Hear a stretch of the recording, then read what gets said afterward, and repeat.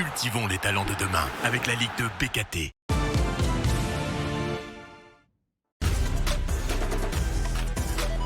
Débutons le résumé de cette 17e journée à Rodez où les Ruténois 13e accueillent Guingamp 9e. Une victoire sur les 9 derniers matchs seulement pour Rodez. Et ça commence très mal pour l'équipe locale. La faute de Clément Jolibois sur Jérémy Hachi. Une possibilité d'ouvrir le score dans le premier quart d'heure pour l'équipe bretonne. Mais Louis Mafuta est mis en échec par Quentin Bratt. Le match s'améliore pour Rodez avec la parade du gardien sur penalty.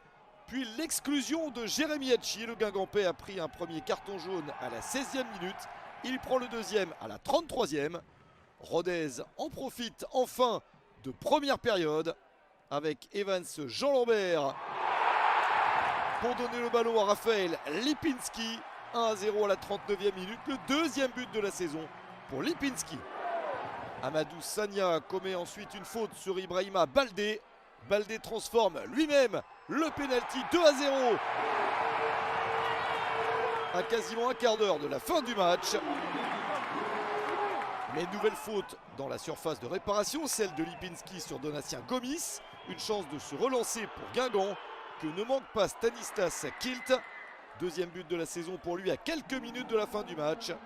Malheureusement pour les Bretons, pas d'occasion supplémentaire. Et victoire de Rodez, 2-1.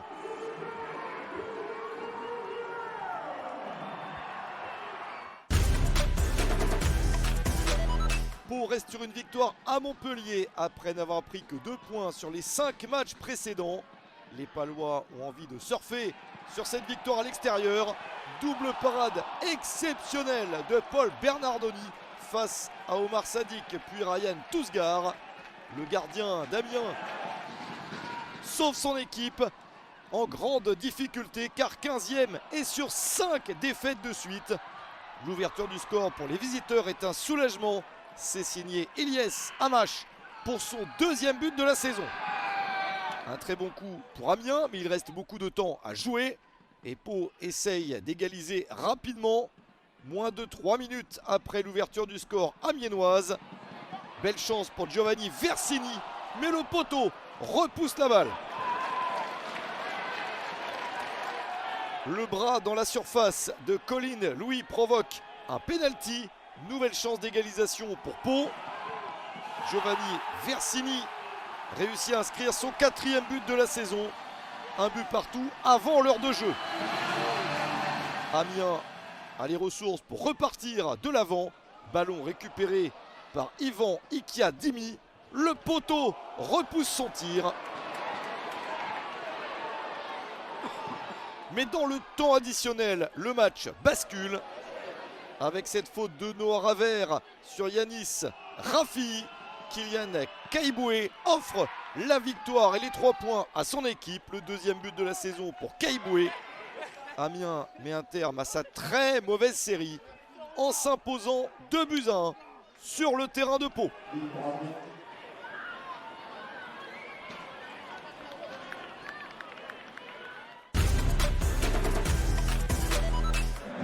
Nancy reste sur 4 défaites consécutives et aimerait stopper cette série difficile. Pourquoi pas sur coup franc. Jolie tentative de Teddy Bourriot. Massamba Ndiaye parvient à sauver la situation. Clermont n'a remporté qu'une seule de ses 5 dernières rencontres, mais souffre sur le terrain de Nancy. Les Lorrains parviennent à ouvrir le score. Et quel but! Il est signé Jérémy Gélin. L'ancien Rennais marque son premier but sous les couleurs de Nancy à la 36e minute. C'est même le seul but du match. Nancy retrouve la victoire en s'imposant 1-0 contre Clermont.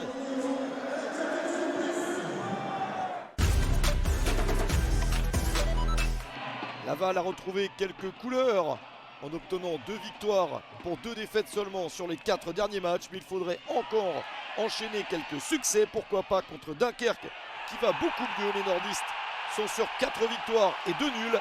Ethan Clavreul ouvre le score pour les tangos servis par Thibaut Vargas. 4e but de la saison pour Clavreul. Le match débute bien pour les Lavallois. Anto Sekongo semble bousculer dans la surface de réparation. Penalty en faveur de Dunkerque. Thomas Robinet égalise. C'est son 6e but de la saison, lui qui en avait mis 12 sous les couleurs de son adversaire du soir, Laval, en national lors de la saison 2020-2021. Yohan Tavares avait pris un premier carton jaune à la 33e minute. Voici le deuxième 11 minutes plus tard. La situation se complique pour les Lavallois en infériorité numérique. Dunkerque en profite avant l'heure de jeu. Gessim Yacine trouve Thomas Robinet pour un doublé. 7e but de la saison pour Robinet. Laval doit s'incliner et est toujours en position de relégable. Victoire de Dunkerque, 2-1.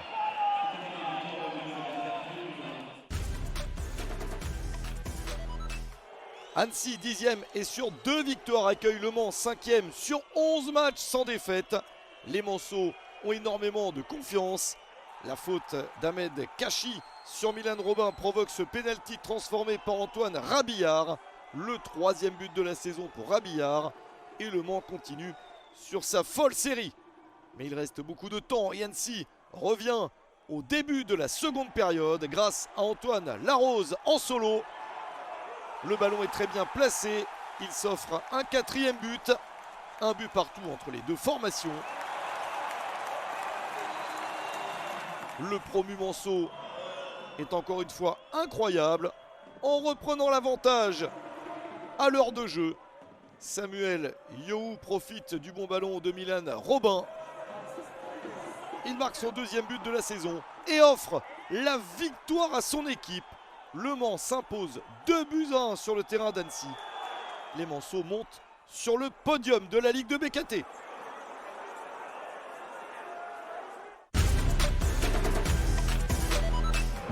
Choc entre le Red Star 4e et Reims 3e. Deux équipes à égalité de points. Erreur des Rémois. Le Red Star essaye d'en profiter avec Durand pour servir Kevin Cabral. C'est sauvé de justesse par la défense rémoise. Peu d'opportunités dans cette rencontre. Les Rémois essayent de marquer le but de la victoire à l'extérieur. Eux qui restent sur 3 succès. Erreur de Gaëtan Poussin. Il ne se dégage pas assez vite du pressing. Nakamura pour frapper. Poussin sauve. Puis Ange Tia, le tir est dévié. C'était une énorme chance de marquer pour les Rémois. Très peu de tirs cadrés dans cette partie. Et un score final de 0-0.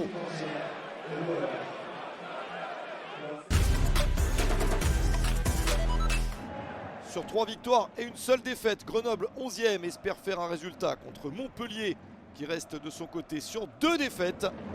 Première possibilité pour les Grenoblois avec la tête de Moussa Djité. Le poteau repousse la balle. Peu de chances de marquer en première période. Montpellier se réveille lors de la 2e partie du match. Avec beaucoup pour donner le ballon en retrait à TJ Savanier. Un ballon très intelligemment placé, proche du poteau. Ouverture du score Montpellier-Rennes. 5e but de la saison pour TJ Savanier. Montpellier tient peut-être le bon bout dans ce match. Mais Zoumana Camara sait qu'il reste du temps et son équipe recule.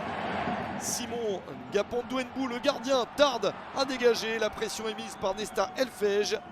Elle est payante, mais Omer Hadjic réussit à sauver la situation. Cette action donne des idées aux Grenoblois. Ils continuent à attaquer jusqu'à ce que Nesta Zawi trouve Nesta Elfej. 81e minute, égalisation de Grenoble. Le 4e but de la saison pour Nesta Elfej. Montpellier n'a pas tenu jusqu'au bout. Un but partout entre les deux formations.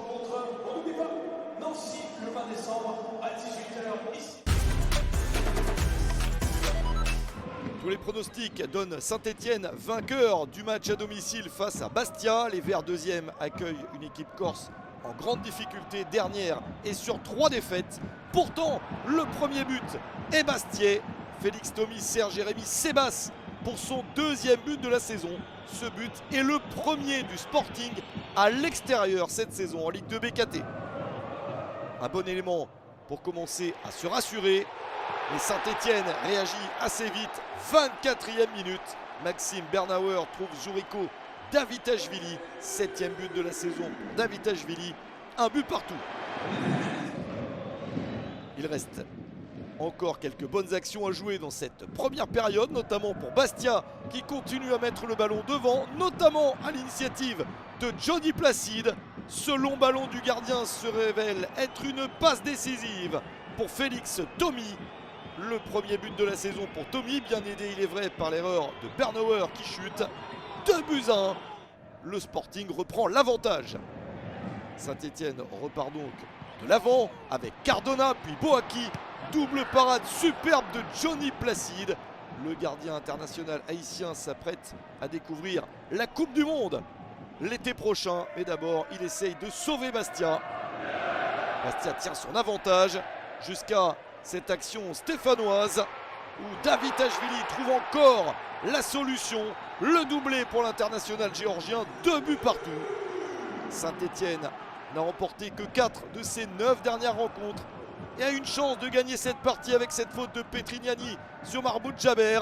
Mais Florian Tardieu est mis en échec par un exceptionnel Johnny Placide. Tardieu avait réussi ses 11 pénaltys précédents, mais échoue sur celui-ci. 2 buts partout au final.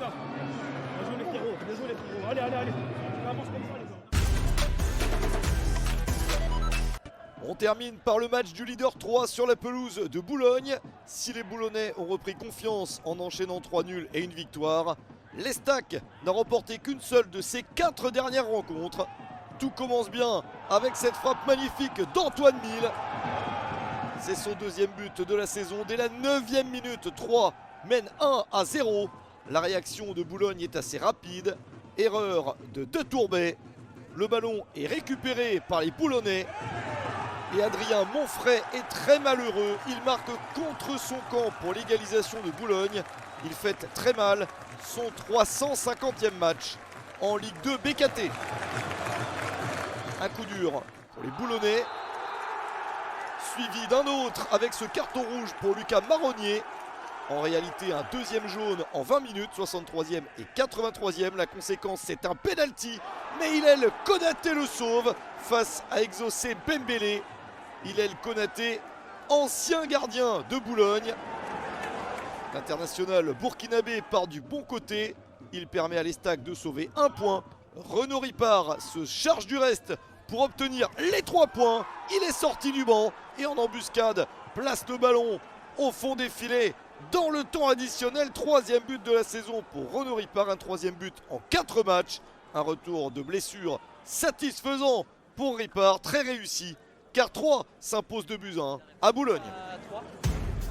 22 buts inscrits au cours de cette 17e journée avec un chiffre incroyable. 9 pénaltys sifflés pour 6 réussis et 2 victoires seulement à domicile, celle de Rodez et celle de Nancy. 3 compte 5 points d'avance sur Saint-Étienne. Le Mans monte sur le podium. Mauvaise affaire pour Pau, désormais 7e. Rodez et Amiens améliorent leur situation, comme Nancy 15e. Boulogne est barragiste. La prochaine journée se déroulera au mois de janvier avec 2 chocs, 3 contre le Red Star et Le Mans face à Saint-Étienne.